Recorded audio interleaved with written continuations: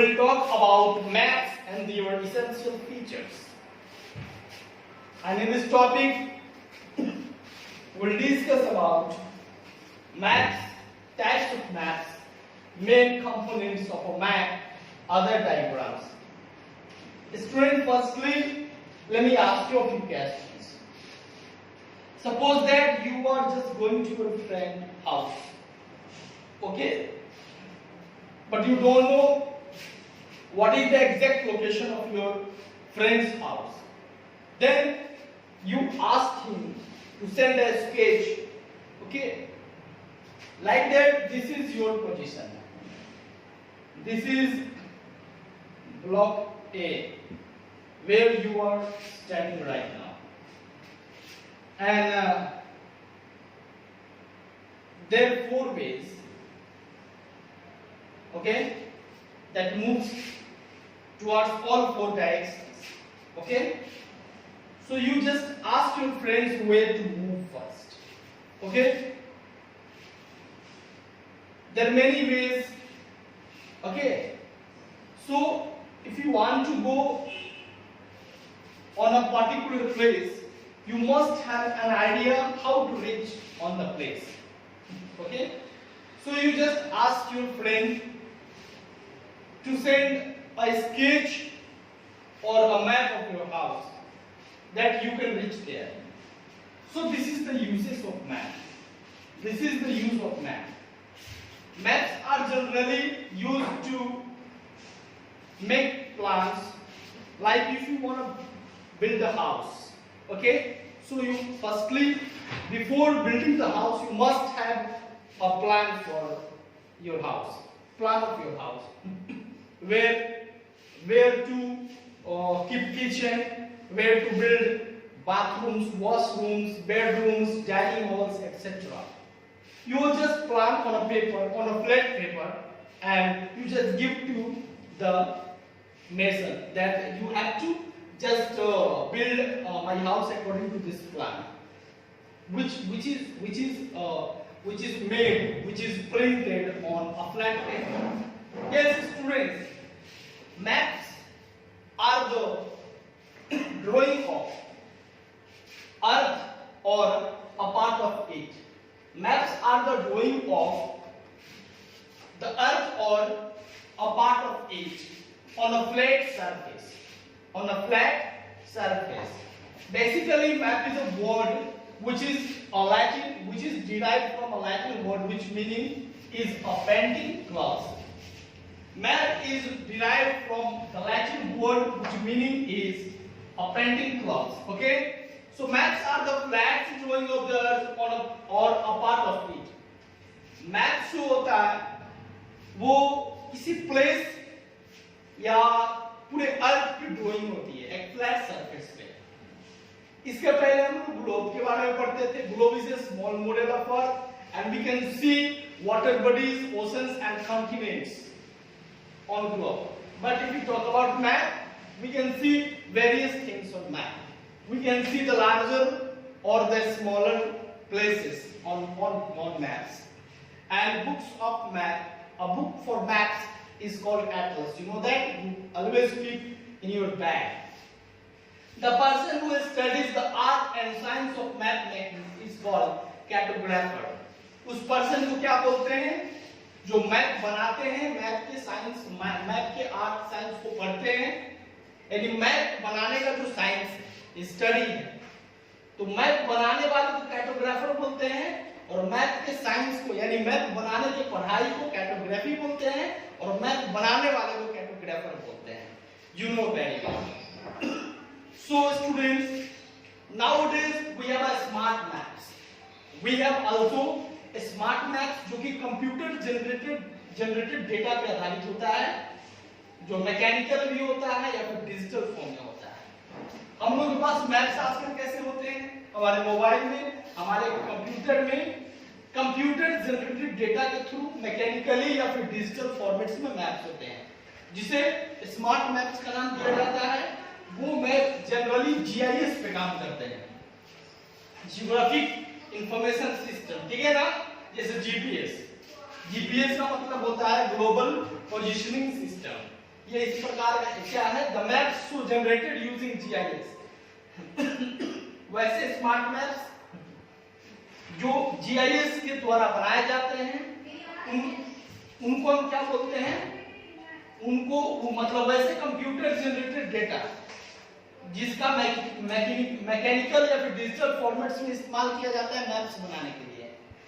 और वो मैप्स जो है जीआईएस एक सिस्टम है जिसको यूज करके बनाया जाता है। उस मैप्स को स्मार्ट मैप बोलते हैं। जैसे जीपीएस हमारे मोबाइल में, हमारे कार्स में लगा होता है, रिमोट सिस्टम होता है, ये जीपीएस एक प्रकार का स्मार्ट मैप है। ठीक है, ठीक है ना, वो भी उसका एक इंपॉर्टेंट पार्ट है। अब आगे चलते हैं और पढ़ते हैं कि ग्लोब और मैप का डिफरेंस क्या है। मैंने आपको पहले ही बता दिया, ग्लोब एक small model of the earth है और जबकि मैप जो है एक फ्लैट सरफेस पे अर्थ या अर्थ के पूरे किसी पार्ट का ड्राइंग होता है। ठीक है, ग्लोब में हम बड़े बड़े साइज को देखते हैं, जैसे ओशंस को देखते हैं, कॉन्टिनेंट्स को देखते हैं, लेकिन इसमें बड़े साइज के अलावा हम उसके छोटे पार्ट्स को भी देखते हैं। ठीक है, हम ग्लोब पे अर्थ का मूवमेंट, रोटेशन, रिवोल्यूशन देख सकते हैं, लेकिन मैप पे ऐसा नहीं देख सकते हैं। ठीक है, ग्लोब इजीली एक जगह से दूसरे जगह ले जाने में प्रॉब्लम होती है, लेकिन मैप को हम फोल्ड करके ले जा सकते हैं। ठीक है, ये कुछ ग्लोब और मैप में डिफरेंस है। अभी तक मैंने आपको पढ़ाया तो आप समझ ही गए होंगे कि मैप्स कितना इंपॉर्टेंट है मैप का आजकल के एरा में। Today maps are an important source of information that ever before. आज से पहले ऐसा नहीं हुआ होगा जितना, मतलब ये आज से क्या प्राचीन काल से चला आ रहा है, बस इसका एक तरीका बदला है, इसको रिप्रेजेंट करने का तरीका बदला है। अदरवाइज मैप लोग मैनुअल भी बना देते हैं। ठीक है, मैप का इस्तेमाल हम किसी प्लेस को लोकेट करने के लिए कर सकते हैं जब हम ट्रेवलिंग कर रहे हो, टूरिज्म के लिए, या फिर अगर हमें एग्रीकल्चर क्रॉप्स को डिस्ट्रीब्यूट करना है उसके लिए भी हम मैप बनाते हैं ज्योग्राफिकल एरिया में। मैप्स का इस्तेमाल हम लोग क्या कर सकते हैं, maps can be made with respect to any group data to convey location geographic information. यानी मैप को किस लिए बनाया जाता है, यानी लोकेशंस को कन्वे करने के लिए, ज्योग्राफिक इंफॉर्मेशन को भी कन्वे करने के लिए, फिजिकल फीचर्स, क्लाइमेट के बारे में बताने के लिए, ठीक है ना, पॉलिटिकल फीचर्स बताने के लिए भी मैप्स का इस्तेमाल करते हैं। ठीक है, अब चलिए तो कुछ मैप्स के फीचर्स से मैं आपको बता दूं। A map is a drawing of a place. ये फीचर्स है, क्या है, features of maps. A map is a drawing of a place on a plane surface. Map जो होता है किसी पार्टिकुलर प्लेस का एक ड्राइंग होता है प्लेन सरफेस पे। It shows where a place is located in relation to another place. ये बताता है कि एक प्लेस दूसरे प्लेस के लोकेशन में कहां लोकेटेड है। उसके बाद it shows directions.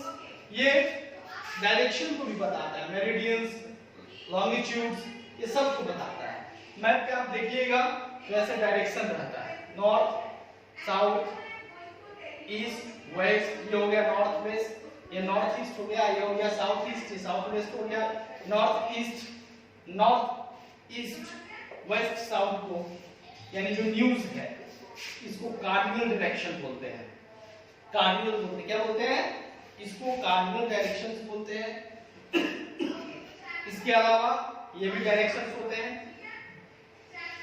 North east, north west, south east, south west. Okay, so students, thereafter it helps us to show distance between places. Map पे हम एक जगह से दूसरे जगह के बीच की दूरी को भी जानते हैं। It expresses the highest and lowest points on the earth। और अर्थ पे हाईएस्ट पॉइंट क्या है, लोएस्ट पॉइंट क्या है, ये सारी इंफॉर्मेशन आपको मैप के जरिए मिल जाती है। ओके, नाउ मैप्स जो होते हैं अलग अलग प्रकार के होते हैं। कुछ एक जनरल पर्पस मैप्स होता है और दूसरा होता है थीमेटिक मैप्स। थीमेटिक मैप्स में क्या होता है, यानी कि map which are used to give information on a specific subject. यानी वैसे मैप्स जो हमें specific subjects like temperature, rainfall, crops, इनके बारे में जानकारी दे, उसको थेमेटिक मैप्स बोलते हैं। और जनरल मैप्स जो होता है क्या बताता है कि फिजिकल मैप्स और पॉलिटिकल मैप्स, उसको क्या बोलते हैं, जनरल पर्पस मैप्स बोलते हैं। जैसे आपको मैं एक चीज बता दूं, फिजिकल मैप कैसा है, यानी फिजिकल मैप क्या होता है, यानी किसी भी पार्टिकुलर प्लेस के लैंड फॉर्म्स को बताता है। फिजिकल मैप्स में क्या होता है कि such types of maps show natural features of the earth, ठीक है, यानी वैसे मैप्स जो नेचुरल फीचर ऑफ अर्थ को बताए, यानी अर्थ के नेचुरल फीचर को बताए या किसी भी पार्टिकुलर प्लेस के नेचुरल फीचर को बताए, जैसे कि plains, rivers, plateaus, mountains, lakes etcetera, उसको फिजिकल मैप बोलते हैं। और पॉलिटिकल मैप क्या बताता है, ये बताता है स्टेट को, कंट्रीज को, विलेज को, टाउन्स को, सिटीज को, इन सब चीज को जो बताता है उसे पॉलिटिकल मैप बोलते हैं। तो अब बात करेंगे कि मैप्स में कौन कौन से कॉन्टिनेंट्स होते हैं। तो सबसे पहला होता है ज्योग्राफिक कोऑर्डिनेट्स। देखिए ये पैरेलल ऑफ लैटिट्यूड है, मेरिडियन ऑफ लॉन्गिट्यूड से, इनके कटने ये जो ऐसे गुजरते हैं, इंटरसेक्ट करके जो ग्रिड बन जाता है, ग्रिड बनने के बाद में जो पॉइंट बनता है इसी को ज्योग्राफिक कोऑर्डिनेट्स बोलते हैं। इसका इस्तेमाल हम लोग अर्थ पर यानी ग्लोब पर या मैप पर हम किसी भी प्लेस को लोकेट करने के लिए या उसके डिस्टेंस और टाइम को जानने के लिए इसका इस्तेमाल करते हैं, ठीक है। किसी भी प्लेस का लॉन्गिट्यूड लैटिट्यूड अगर मालूम करना हो तो उसके ग्रिड को हम लोग पढ़ते हैं, इस पर लॉन्गिट्यूड और लैटिट्यूड रहता है। इसके अलावा टाइटल में क्या होता है कि ये मैप थेमेटिक मैप है, पॉलिटिकल मैप है, फिजिकल मैप है, ठीक है, किस बारे में है तो टाइटल में मिलता है। डायरेक्शंस, मैप में डायरेक्शंस काफी जरूरी होते हैं। 4 मेन डायरेक्शंस होते हैं, ठीक है, जिसको कार्डिनल डायरेक्शन बोलते हैं, नॉर्थ, ईस्ट, वेस्ट, साउथ, और बाकी के जो नॉर्थ, वेस्ट, साउथ, ईस्ट ये सब होते हैं, इनको इंटरमीडिएट डायरेक्शंस बोलते हैं। बिना डायरेक्शन से हम मैप का इस्तेमाल नहीं कर सकते हैं। मैप बनाते हैं तो उसमें डायरेक्शन का होना काफी जरूरी होता है, ओके, ठीक है। जैसे हम इंडिया के मैप पे बता सकते हैं कि नॉर्थ ईस्ट में असम पड़ता है, नॉर्थ में जम्मू और कश्मीर पड़ता है, कन्याकुमारी साउथ में है। तो इंडिया के मैप में डायरेक्शन का भी होना काफी जरूरी, किसी भी मैप में डायरेक्शन का होना जरूरी होता है। अब स्केल का मतलब है एक और दूसरे प्लेस के बीच के डिस्टेंस को हम स्केल के जरिए शो करते हैं। मान लीजिए मैप तो काफी छोटा होता है, ठीक है, लेकिन अगर इंडिया का मैप माने तो टॉप पर जम्मू एंड कश्मीर है और यहाँ पे कन्याकुमारी है, तो इसके बीच की दूरी कितनी है? अगर इसके बीच की दूरी 3000 के आसपास है तो कैसे हम बताएंगे? अब 3000 नंबर नहीं ना खींचेंगे, एक स्केल लेते हैं, स्केल लेते हैं, छोटा छोटा एक पैमाना लेते हैं और एक स्केल का एक फिक्स मेजरमेंट करते हैं कि इतने किलोमीटर को बताता है। जैसे एक स्मॉल स्केल मैप होता है जिसमें 1 सेंटीमीटर का मतलब होता है 500 किलोमीटर, 500 किलोमीटर, ठीक है। या एक मैप होता है लार्ज स्केल मैप जिसमें 1 सेंटीमीटर का मतलब क्या होता है 1000 किलोमीटर, ठीक है ना। तो ये मैप हो गया।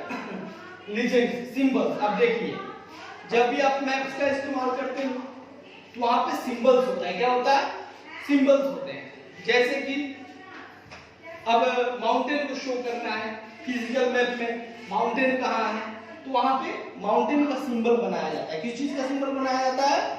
माउंटेन का सिंबल बनाया जाता है। अगर मान लीजिए ऐसे कोई सिंबल है तो ये किस चीज का सिंबल है मैप पर? तो ये सिंबल जो है सिंगल लाइन स्ट्रीम, यानी एक नदी का है जिसमें सिंगल धारा है, ठीक है, ओके। तो अलग अलग प्रकार के सिंबल्स होते हैं, आपकी बुक में पेज नंबर 157 पे दिया हुआ है, आप पढ़ सकते हैं, ठीक है ना। अब आगे बात करेंगे प्लान और स्केच की। तो प्लान का मतलब क्या होता है? यानी प्लान जो होता है, जैसे कि आपको घर बनाना है या फिर स्कूल बनाना है, तो आप स्कूल के लिए जो मैप तैयार करते हो उसे हम क्या बोलते हैं? उसे हम प्लान बोलते हैं। जो आप स्कूल के लिए मैप या घर के लिए जो मैप तैयार करते हो उसमें आप बताते हो कि प्लेग्राउंड कहाँ रहेगा, हाउस कहाँ, बिल्डिंग कहाँ रहेगा, हॉस्टल कहाँ रहेगा, टीचर ब्लॉक कहाँ रहेगा, स्टेडियम कहाँ रहेगा, क्लासरूम्स कहाँ रहेगा, तो मैप है। लेकिन एक इरेगुलर वे में, जैसे आपको कहीं पे जाना है तो आप जल्दीबाजी में स्केलिंग करके जल्दी एक रफ मैप तैयार करते हो, तो उसे आप क्या बोलते हैं, स्केच बोलते हैं। यानी sketch is an irregular drawing of a surface of any object without using any scale. यानी बिना स्केलिंग किए जिस जगह का हम मैप तैयार करते हैं उसे स्केच बोलते हैं। क्या बोलते हैं? जैसे कि if you can show the seating arrangement in your classroom. अब अपने क्लासरूम में बच्चों का सीटिंग अरेंजमेंट बता सकते हो कि सर हमारे स्कूल में कुछ इस प्रकार से हमारे क्लास में सीट है और बच्चे कुछ इस प्रकार से 3-3 बैठे हुए हैं, ठीक है। ऐसे बता, एक पार्टिकुलर स्केल ले लिया, बस रफली तैयार कर दिया। हम क्या बोलेंगे कि मैंने स्केच तैयार करके आपको बता दिया, ठीक है ना। वैसे ही अगर आपको स्कूल बनाना है तो आपने यहाँ पे स्टेडियम होना चाहिए, यहाँ पे हमारा क्लासरूम होना चाहिए, यहाँ पे फील्ड होना चाहिए, यहाँ पे ये होना चाहिए। कुछ करके हम पूरा प्लान बनाते हैं। क्या बनाते हैं कि हमारा स्कूल कुछ इस प्रकार से दिखना चाहिए, तो इस प्रकार से दिखना चाहिए तो हम प्लान बनाते हैं। आपकी बुक पेज नंबर 158 में दिया गया है।